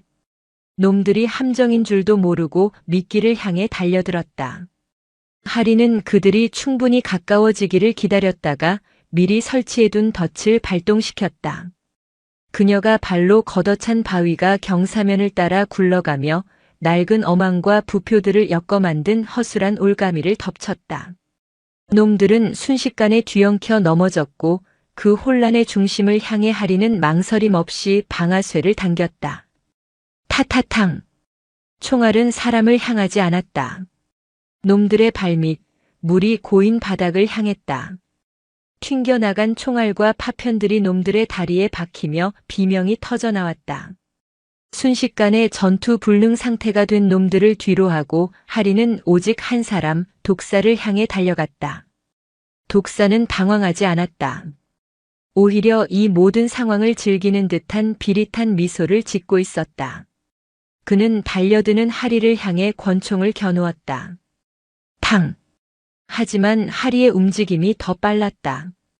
그녀는 총알이 날아오기 직전 몸을 날려 파도 속으로 몸을 던졌고 동시에 그녀의 손에서 날아간 날카로운 돌멩이가 독사의 손등을 정확히 가격했다. 크! 독사는 고통에 찬 신음을 흘리며 총을 놓쳤다. 그 틈을 놓치지 않고 물속에서 튀어나온 하리가 독사의 품으로 파고들었다. 두 사람의 몸이 뒤엉켜 갯바위 위를 굴렀다. 이제 총도 계략도 없는 원초적인 육탄전이 시작되었다. 독사의 힘은 상상 이상이었다. 북파 공작원 출신이라는 말이 허명이 아니었다. 그의 주먹은 망치와도 같았고 그의 움직임은 급소를 노리는 독사의 이빨처럼 날카로웠다. 하리는 몇 번의 공격을 허용하며 입가에서 비릿한 피맛을 느꼈다. 하지만 그녀에게는 10년간 다져온 깡과 생존 본능이 있었다. 그녀는 독사의 공격을 흘려내며 그의 관절을 집요하게 노렸다. 팔꿈치, 무릎, 발목. 가장 약한 부위를 부수어 거대한 상대를 무너뜨리는 것. 그것이 그녀가 배운 해병대 특수수색대의 격투술이었다. 두 사람은 서로의 숨통을 끊기 위해 짐승처럼 싸웠다. 파도가 그들의 몸을 때리고 차가운 바위가 그들의 등을 긁었다. 대체 정체가 뭐냐, 이 괴물 같은 년. 독사가 헐떡이며 물었다. 하리는 피를 뱉어내고는 차갑게 대답했다. 내 놈들이 건드리지 말아야 할 것을 건드린 대가. 그 순간이었다. 멀리서 들려오던 희미한 소리가 점점 가까워지고 있었다. 경찰 사이렌 소리가 아니었다. 하늘을 찢는 듯한 육중한 헬리콥터의 로터 소리였다. 두두두두두두. 두 대의 해병대 상륙 기동 헬기 마리논이 칠흑 같은 밤하늘을 가르며 나타났다. 헬기의 강력한 서치라이트가 갯바위 일대를 대낮처럼 밝혔고 독사와 하리의 싸움은 거대한 연극 무대의 한 장면처럼 모든 것을 드러냈다. 독사의 얼굴이 경악으로 물들었다. 경찰이 아니었다. 군대가 온 것이었다. 헬기 한 대가 상공을 선회하며 경계를 폈고 다른 한 대는 상공에 정지하더니 로프를 내리기 시작했다.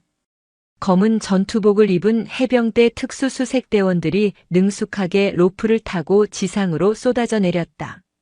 그들의 가슴에는 어둠 속에서도 선명하게 빛나는 강아리의 것과 똑같은 붉은 명찰이 달려 있었다.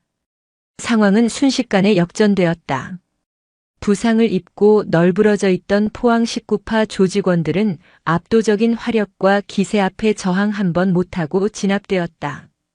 독사는 이 모든 광경을 망연자실하게 바라보다가 마지막 발악을 했다. 그는 하리를 뿌리치고 김진우 원사가 숨어있는 바위 틈으로 달려갔다. 인질이라도 잡을 생각이었다. 거기까지다. 하지만 그의 앞을 막아선 것은 하리였다. 그녀는 마지막 남은 힘을 쥐어짜 독사의 다리를 향해 몸을 날렸다. 균형을 잃은 독사가 넘어지는 순간 하리는 그의 목에 팔을 감고 온 힘을 다해 조르기 시작했다. 숨이 막혀 버둥거리는 독사의 머리 위로 수색대원들의 검은 군화가 다가왔다. 강아리 중사님, 괜찮으십니까? 익숙한 후배의 목소리. 그 목소리를 듣는 순간 하리의 온몸을 지탱하던 긴장이 탁 하고 풀렸다. 그녀는 의식을 잃어가는 독사를 내팽개치고 거친 숨을 몰아쉬었다. 싸움은 끝났다. 잠시 후 백상훈 사령관이 직접 헬기에서 내려 그녀에게 다가왔다. 그는 피와 땀과 바닷물로 범벅이 된 하리의 모습을 착잡한 눈으로 바라보았다. 그는 아무 말 없이 자신의 전투복 상의를 벗어 떨고 있는 하리의 어깨에 덮어주었다. 고생했다. 정말 고생 많았다. 하리는 아무 대답도 할 수 없었다. 그저 의무병이 다가와 김진우 원사를 들것에 싣고 포박된 독사와 조직원들이 헬기로 끌려가는 모습을 멍하니 바라볼 뿐이었다. 한쪽 손에는 김 원사가 목숨처럼 지키려 했던 작은 마이크로칩이 굳게 쥐어져 있었다. 이 작은 칩 하나가 이제 거대한 부패의 성을 무너뜨릴 첫 번째 폭탄이 될 터였다. 헬기에 올라타며 멀어지는 폐냉동 창고를 내려다보는 하리의 눈빛은 새로운 전쟁의 시작을 예고하며 차갑게 빛나고 있었다. 사건이 끝나고 사흘이 지났다. 강아리는 해병 대사령부 내부에 마련된 조용한 숙소에서 오랜만에 깊은 잠을 잤다. 깨어있는 동안에는 박철민 수사관과 윤지훈 대위와 함께 밤을 새워가며 마이크로칩에 담긴 방대한 자료를 분석했다. 칩 안에 담긴 내용은 상상을 초월했다. 그것은 단순한 비리 장부가 아니었다. 지난 십수년간 대한민국 국방의 심장부를 좀먹어온 거대한 악의 연대기였다. 최일화의 동진물산을 중심으로 거미줄처럼 얽히고 설킨 정관계, 군 고위급 인사들의 명단, 천문학적인 액수의 뇌물이 오고 간 해외 비밀 계좌 내역, 불량 군수품의 시험 성적서를 조작하고 정상 제품인 것처럼 둔갑시킨 모든 과정이 담긴 내부 문서, 그리고 그들의 범죄를 눈치채고 접근했던 수많은 사람들을 어떻게 협박하고 매수하고 혹은 처리했는지에 대한 끔찍한 기록까지. 그것은 판도라의 상자 그 자체였다. 이 정도일 줄은 몰랐습니다. 데이터 분석을 마친 윤지훈 대위가 허탈한 목소리로 중얼거렸다. 그의 평소의 냉철함은 온데간데 없고 젊은 장교의 얼굴에는 깊은 환멸과 분노가 서려 있었다. 박철민 수사관은 말없이 담배에 불을 붙였다. 수십 년간 군 범죄를 다뤄온 그였지만 이번 사건의 규모와 추악함 앞에서는 그 역시 말을 잃은 듯 했다. 모든 자료가 정리되던 날 아침 백상훈 사령관이 직접 작전 회의실로 찾아왔다. 그의 얼굴은 며칠 사이 수척해져 있었지만 눈빛만은 그 어느 때보다 형형하게 빛나고 있었다. 그는 하리가 정리한 최종 보고서를 받아들고 한참을 말없이 읽어내려갔다. 종이를 넘기는 소리만이 회의실의 무거운 침묵을 갈랐다. 됐네. 이 정도면 충분해. 마침내 보고서에서 눈을 뗀 사령관이 나직하게 말했다. 이제 괴물의 숨통을 끊을 시간이다. 그의 선언과 함께 대한민국 국방 역사상 유례없는 거대한 태풍이 몰아치기 시작했다. 사령관은 국방부 장관과 대통령에게 직접 모든 사실을 보고했고 군과 검찰, 경찰이 총동원된 합동수사본부가 꾸려졌다. 강아리가 목숨을 걸고 가져온 마이크로칩은 그 어떤 변명이나 발뺌도 불가능하게 만드는 결정적 증거가 되었다. 작전은 군사작전을 방불케 할 만큼 신속하고 은밀하게 진행되었다. 동진물산 본사 최일화의 자택, 그리고 장부의 이름이 오른 모든 인물들의 사무실과 자택에 대한 동시다발적인 압수수색이 시작되었다. 텔레비전 뉴스에서는 연일 속보가 쏟아져 나왔다. 평소 근엄한 표정으로 국가 안보를 논하던 장성들이, 국민을 위해 봉사하겠다던 정치인들이 줄줄이 수갑을 찬 채 검찰청 포토라인에 서는 모습이 전국에 생중계되었다. 최일화는 자신의 호화로운 펜트하우스에서 체포되었다. 그는 마지막 순간까지도 오만함을 잃지 않았다.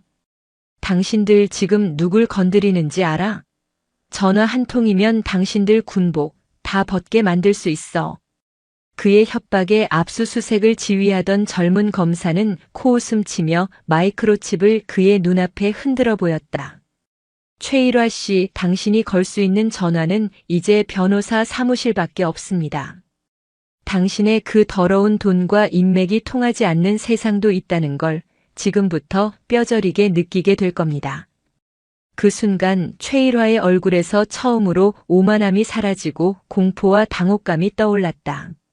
자신이 쌓아올린 거대한 부패의 성이 이름 모를 젊은 여군 출신 민간인 한 명의 손에 의해 하루아침에 무너져 내렸다는 사실을 그는 아마 죽을 때까지 이해하지 못할 터였다.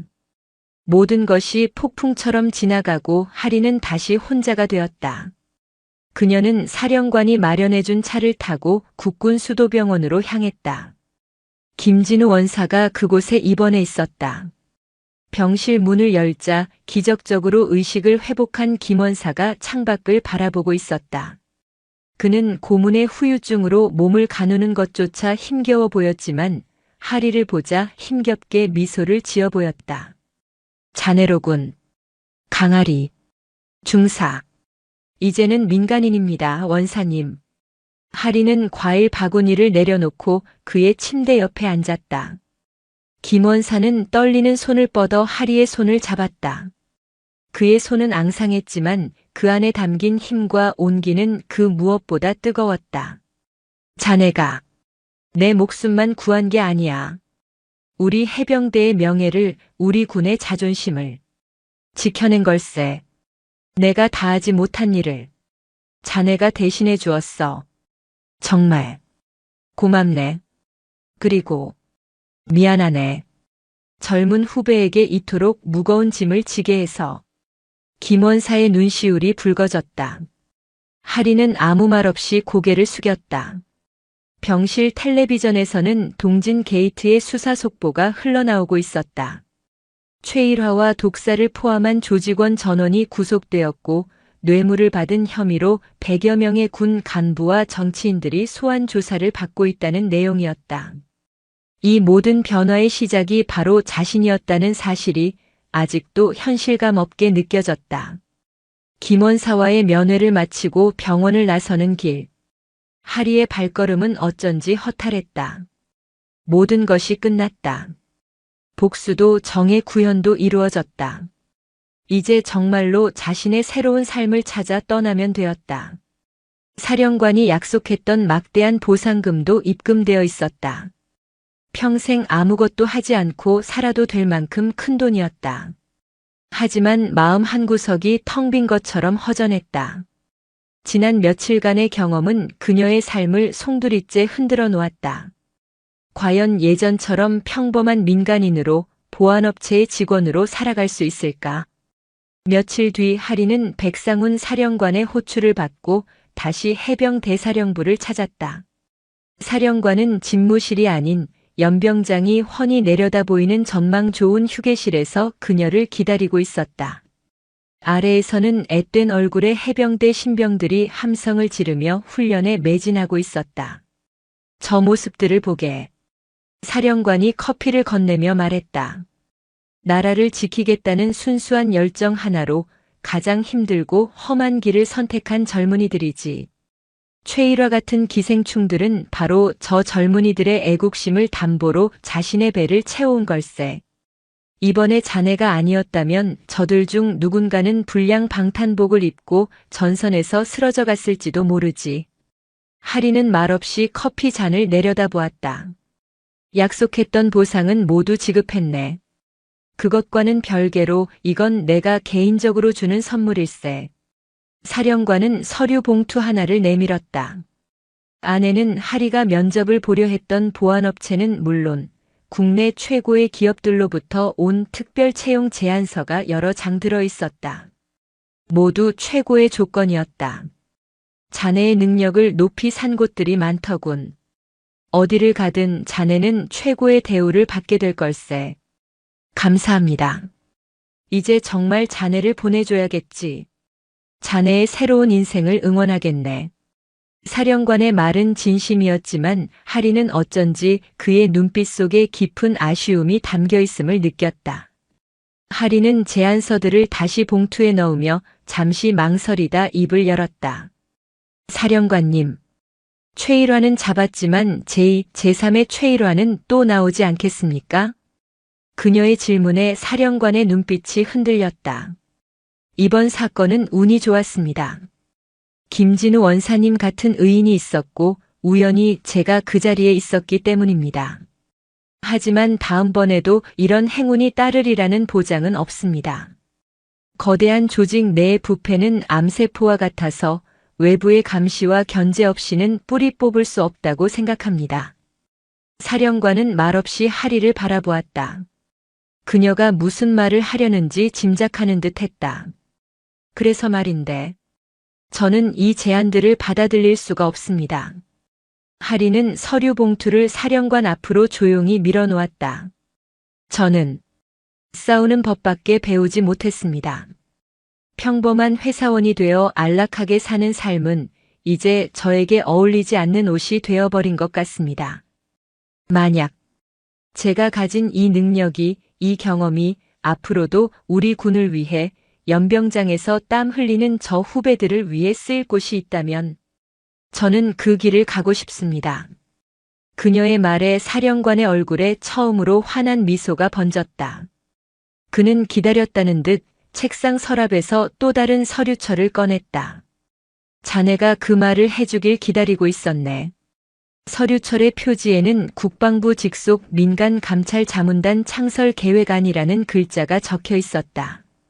이번 사건을 계기로 군 내부의 자체적인 감찰 시스템만으로는 한계가 명확하다는 것을 모두가 깨달았네.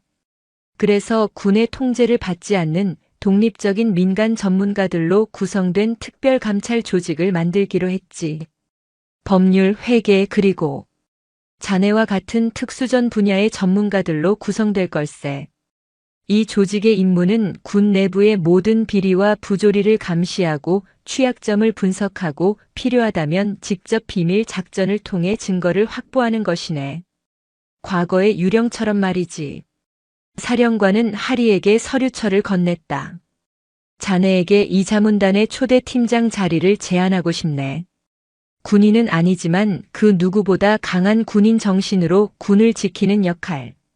자네라면 기꺼이 맡아줄 거라 믿네. 하리는 서류를 받아들었다.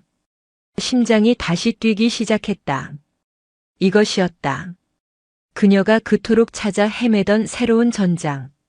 벗어던진 군복 대신 보이지 않는 갑옷을 입고 더 큰 적과 싸우는 길. 그것이야말로 그녀 강아리가 걸어가야 할 운명이었다. 그녀는 자리에서 일어나 연병장을 향해 돌아섰다. 우렁찬 함성과 함께 붉은 명찰을 단 젊은 해병들이 땀 흘리는 모습이 보였다. 그들의 빛나는 눈동자 속에서 하리는 자신의 과거와 그리고 앞으로 자신이 지켜나가야 할 미래를 보았다. 제가 하겠습니다. 망설임 없는 대답이었다. 그녀의 목소리에는 새로운 시작을 앞둔 결의가 가득했다. 전역하는 날 아침 포항 버스터미널에서 시작되었던 길고 긴 하루는 마침내 그녀를 새로운 운명의 출발선으로 이끌었다. 강아리. 그녀의 진짜 저녁은 바로 오늘부터 시작이었다. 붉은 명찰의 그림자는 사라지지 않았다. 이제 더 크고 넓은 곳을 비추는 정의의 불꽃이 되어 타오르기 시작한 것이다. 오늘도 인생지의 말씀을 잘 들어주셔서 감사합니다.